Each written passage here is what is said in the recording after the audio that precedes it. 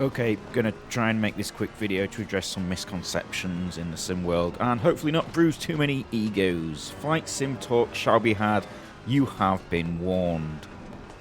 Hey guys, Lewis back here with another video that I've been wanting to make for a little while but wasn't sure how to get it down properly, and to be completely honest, I'm still not sure, so let's just see how we do.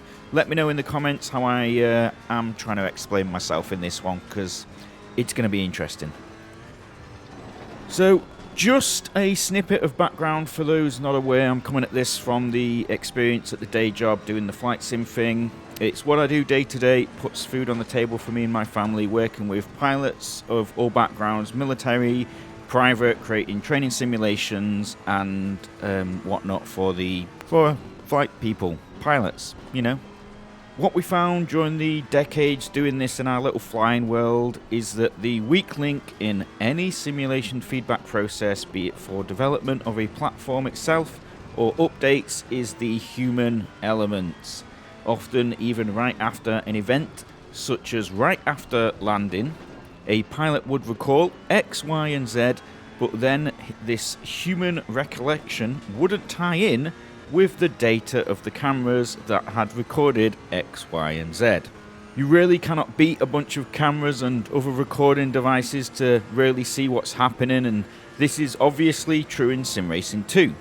Telemetry can be used for all sorts to help devs make sims of various qualities for various markets. Remember, not all sims are for the hardcore, there are many different layers to this. So if you ever come across a real driver giving an opinion on X, Y or Z, my advice is that even if it is someone super experienced in the real world, always treat it with a pinch of salt. That is to say, don't always take it for gospel, don't take it for fact all the time. It's obviously not done on purpose, and such things are not the fault of anyone. No one's coming out here trying to lie that their favourite sim is best because I've driven X, Y and Z. It's simply the human thing to remember things a certain way. In the case of professionals, my own experience is that the memory is often affected by the expertise, ironically. So things like muscle memory events are often forgotten, glossed over, or missed. Watching back videos with pilots having they themselves note that, oh, I don't remember doing that, can be quite eye-opening at times, as it's so often the bits that are almost programmed to do via muscle memory and so don't tend to be remembered because it's second nature, that could be the difference between a simulation acting in a realistic manner or not. A similar event that us mere mortals can relate to, and is in fact so well documented that it's got its own name, highway hypnosis. If you're not sure what this is, an example would be if you're a driver that's ever driven the same route hundreds, maybe thousands of times, and then all of a sudden you're driving along and then boom, you're at your destination, or you're 2, 3, 4 miles down the road with very little recollection of the past couple of miles. Well, that's highway hypnosis. That is your muscle memory and instinct taking over. It's usually thanks to, say, the music you may be listening to in the car or a podcast or whatnot, but it's just the human element that comes with the experience and expertise of doing something over and over. Now, it's also probably worth mentioning the importance of context and reference too, as this can also play a part, a big part.